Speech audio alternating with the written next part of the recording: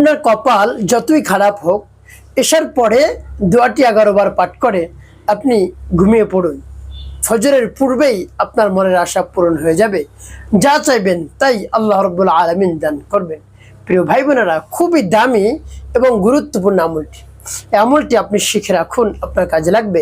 এই আমলটি করে আপনি অবশ্যই আনন্দিত হয়ে যাবেন। আপনার মনের যত ধরনের চাওয়া পাওয়া রয়েছে আল্লাহ রাব্বুল আলামিন পূরণ করে দেবেন। তো প্রিয় ভাই বোনেরা, এই আমলটি কেমন করে করবেন আমি বলে দিচ্ছি। তাই বিস্তারিত জানার জন্য, আমলটি শিখে রাখার জন্য ভিডিওটি না টেনে না কেটে ধৈর্য এবং মনোযোগ সহকারে শেষ পর্যন্ত দেখতে থাকুন। তাহলে আপনি সঠিক নিয়মে আমলটি করতে পারবেন। আর যদি টেনে টেনে কেটে কেটে দেখেন, তাহলে দেখা যায় অনেক জায়গায় বাদ পড়ে যাবে, আপনি সঠিক নিয়মে আমলটি করতে পারবেন না। প্রিয় ভাই বোনেরা, তাহলে চলুন কিভাবে আমলটি করতে হয় জেনে নেওয়া যাক। এশার নামাজের পরে আপনি যত ধরনের কাজ রয়েছে সেই কাজ থেকে আপনি বিরত হবেন, ফারেক হবেন। এরপরে আপনি ঘুমাতে যাওয়ার পূর্বে আমলটি করবেন, দোয়াটি পাঠ করবেন।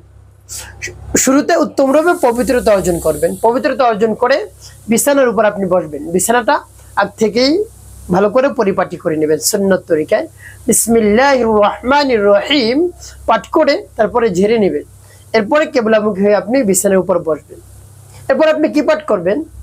জীবনের গুনার কথা স্মরণ করে ক্ষমা প্রার্থনা করবেন। হে আল্লাহ, আমার জীবনের সমুদায় গুনাহ খাতাগুলো আপনি মাফ করে দেন।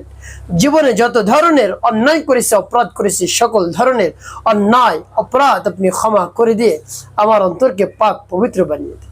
এরপর 3 বার দুরূদ শরীফ সাল্লাল্লাহু আলাইহি ওয়াসাল্লাম, সাল্লাল্লাহু আলাইহি ওয়াসাল্লাম, সাল্লাল্লাহু আলাইহি ওয়াসাল্লাম ইস্তিগফার এবং দুরূদ শরীফ যখন পাঠ করা হয়ে যাবে, এরপর আপনি সেই দোয়াটি পাঠ করবেন। প্রিয় ভাই বোনেরা, দোয়াটি যখন পাঠ করবেন, এরপর আল্লাহ রাব্বুল আলামিনের কাছে বলবেন, হে আল্লাহ, মনের আশা, আকাঙ্ক্ষা, বাসনা, কামনা পূরণ করে দিন। যত ধরনের চাওয়া পাওয়ার কথা রয়েছে আল্লাহ রাব্বুল আলামিনের কাছে বলবেন।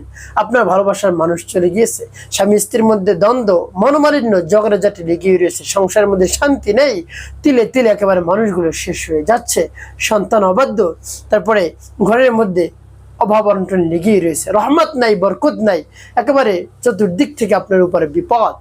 আপনি আল্লাহ রাব্বুল আলামিনের উপর পূর্ণ ভরসা রেখে আস্থা রেখে দোয়াটি পাঠ করুন। পাঠ করে আপনি ঘুমিয়ে পড়ুন। ফজরের আগেই আল্লাহ রাব্বুল আলামিন আপনার মনের আশা, আকাঙ্ক্ষা, বাসনা, কামনা পূরণ করে দেবেন। সকল চাওয়া পাওয়া পূরণ হয়ে যাবে ইনশাআল্লাহ। তো সেই দোয়াটি পাঠ করে পরবর্তী কি করবেন আমি বলে দিচ্ছি। আগে দোয়াটি বলে নেই। আমার দেখার নিয়ম যে আপনি দোয়াটি পাঠ করবেন। বিসমিল্লাহির রহমানির রহিম। يا قاضي الحاجات، يا قاضي الحاجات، يا قاضي الحاجات। এবার যখন পাঠ করে একটু, তারপর আপনি আবারও পাঠ করবেন। يا قاضي الحاجات، يا قاضي الحاجات، يا قاضي الحاجات। পাঠ করে সবাই, তারপর আপনি মনে দরদ নিয়ে আবার পাঠ করবেন। يا قاضي الحاجات، يا قاضي الحاجات، يا قاضي الحاجات। পাঠ করে সবাই। প্রিয় ভাই বোন, কতবার পাঠ করবেন?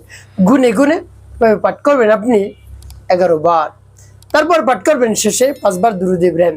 আল্লাহুম্মা সাল্লি আলা মুহাম্মাদ ওয়া আলা আলি মুহাম্মাদ কামা সাল্লাইতা আলা ইব্রাহিম ওয়া আলা আলি ইব্রাহিম ইন্নাকা হামিদুম মাজিদ। আল্লাহুম্মা বারিক আলা মুহাম্মাদ ওয়া আলা আলি মুহাম্মাদ কামা বারাকতা على إبراهيم وعلى آل إبراهيم إنك حميد مجيد. اللهم صل على محمد وعلى آل محمد كما صليت على إبراهيم وعلى آل إبراهيم إنك حميد مجيد. اللهم بارك على محمد وعلى آل محمد كما باركت على إبراهيم وعلى آل إبراهيم إنك حميد مجيد. اللهم صل على محمد وعلى آل محمد كما صليت على إبراهيم وعلى آل إبراهيم إنك حميد مجيد. اللهم بارك على محمد وعلى آل محمد كما باركت على إبراهيم وعلى آل إبراهيم إنك حميد مجيد. এভাবে যখন দুরূদ ইব্রাহিম পাঠ করা হয়ে যাবে, এরপরে দুটি ফু দিবেন।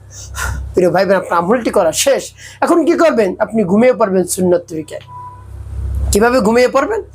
আপনি মাথার নিচে এভাবে ডান হাত দিবেন, তারপরে ঘুমানোর দোয়াটি পাঠ করবেন, আল্লাহুম্মা বিসমিকা আমুতু ওয়া আহয়া। কিবলা মুখে ডান হাত মাথার নিচে দিয়ে ঘুমানোর দোয়াটি পাঠ করে এরপর নিয়ত করবেন, হে আল্লাহ আমি ঘুমিয়ে পড়লাম, এই আমলটি করে ঘুমিয়ে পড়লাম, আমার সকল ধরনের সমস্যা সমাধান করে দিন। হে আল্লাহ আমাকে ফজরের সময় জাগ্রত করে দিন, ফজরের নামাজ যেন আমি আদায় করতে পারি, কোনোভাবেই যেন মিস না হয় হে আল্লাহ, তাহলে আমলে কোনো কাজ হবে না, আর আমার আমলকে আপনি কবুল করুন, অন্যথায় আমি ক্ষতিগ্রস্তর মধ্যে পড়ে যাব, আমি বিপদের মধ্যে পড়ে যাব।